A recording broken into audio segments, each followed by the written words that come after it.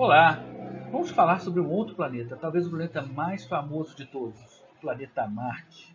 Marte é um planeta muito interessante. Ele sempre chamou a atenção dos seres humanos pela possibilidade de existir vida. Ele tem uma atmosfera rarefeita, mais fina do que a nossa, 90 vezes menor a sua pressão e a sua densidade. Ele não é o planeta mais próximo de nós. Vênus é mais próximo, mas como nós já vimos sobre Vênus, Vênus é sempre nublado. Você não consegue ver detalhes da superfície de Vênus. Marte, ao contrário, a atmosfera é extremamente transparente. Como é uma atmosfera extremamente transparente, você consegue ver detalhes da superfície com relativa facilidade. E foi exatamente essa visualização telescópica de Marte, nos inícios dos telescópios, antes da fotografia ou da observação por câmeras eletrônicas, as pessoas olhavam pelo telescópio e desenhavam o que viam. As imagens ainda não eram tão boas e a imagem telescópica de Marte é muito pequena, então os detalhes eram muito mais subjetivos. Então o pessoal via mudanças na superfície de Marte, vê pontos brancos nos seus polos, as calotas polares, que a gente sabe hoje em dia, que são compostas de gelo seco, basicamente gás carbônico com alguma água. Mas ao longo da superfície você tem variações mais escuras, além do predominante tom vermelho do óxido de ferro, Marte é um planeta enferrujado, você tem linhas escuras que vão aparecer ali que sugeriram aos primeiros observadores canais artificiais. E surgiu toda uma história sobre a possibilidade de que Marte fosse um planeta que estivesse se extinguindo, né?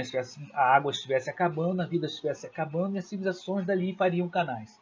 Isso foi na mesma época em que os canais de Suez, o canal de Panamá estavam sendo desenvolvidos e essa imagem ficou na cabeça das pessoas. Daí surgiu toda uma ciência na época que ainda não conhecia detalhes, que especulava, e também uma ficção, a fantasia, que gerou filmes e quadrinhos, livros, como o livro de H.G. Wells sobre a Guerra dos Mundos, em que ele deduzia que os marcianos viriam aqui para buscar água que lá não tinha. Né? Se você não viu Guerra dos Mundos, não leu, leia, é muito interessante. Você tem as histórias também do Burroughs, né? Que criou Tarzan e que fez uma série de histórias sobre a princesa de Marte, que chamava Marte de Barsoom, e que tinha toda uma história interessante sobre os seres lutando num planeta agonizante.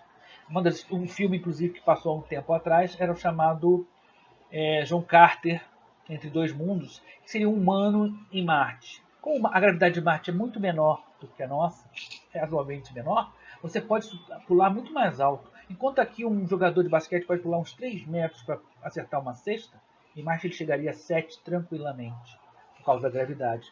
Então a pessoa em Marte teria musculatura muito mais forte do que a gravidade exige.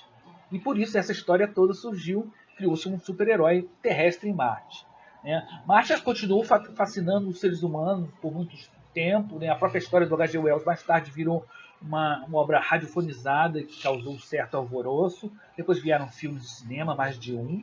E realmente Marte continuou por muito tempo fascinando as pessoas. Até que a primeira sonda que passou por Marte já desmistificou bastante essa ideia. Quando as primeiras fotos de Marte chegaram, foi uma grande decepção, porque se mostrava um planeta extremamente árido, não havia rios, não havia lagos, não havia florestas, e as pessoas tiveram uma certa decepção e Marte se revelou muito mais misterioso. Hoje em dia a gente sabe que no passado deve ter existido água em Marte. Há marcas de cursos de água, a composição do solo sugere a presença de água no passado, e há pouco tempo encontraram água no subsolo marciano. Tá? Uma profundidade de quase 1 quilômetro, uma água muito gelada, muito fria, mas ainda em estado líquido, em torno de 20 graus abaixo de zero. Então toda a coisa sobre Marte arrefeceu um pouco com as primeiras sondas, e quando as primeiras sondas a pousar para fazer análises do terreno para encontrar a vida, foram as sondas Viking 1 e 2, elas fizeram experimentos no solo que não foram nada conclusivos sobre a existência de vida em Marte. A primeira busca seria de forma de vidas microscópicas, mas nem isso foi encontrado. Então, realmente, Marte, de certa maneira, decepcionou bastante as pessoas, mas continua ainda enchendo a mente das pessoas, porque é um planeta que tem todo um histórico cultural muito grande.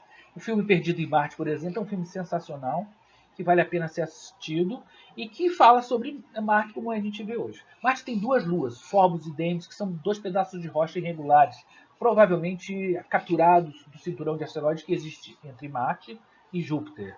Tá? Marte não tem praticamente campo magnético. Isso deixa a atmosfera marciana bem rarefeita exposta ao vento solar. A superfície de Marte também é banhada de radiação, tanto ultravioleta como partículas solares. As partículas solares aqui na Terra não chegam até a gente porque o campo magnético da Terra nos protege.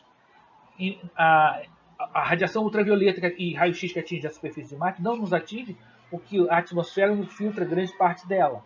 Então a atmosfera muito rarefeita de Marte ela prejudica a existência de vida, porque ela não permite água no estado líquido por causa da questão da pressão, não tanto da temperatura, mas a pressão é muito baixa, a água evapora, e nós temos essa radiação bombardeando a superfície. Colonizar Marte é um projeto para o futuro, mas vai dar muito trabalho.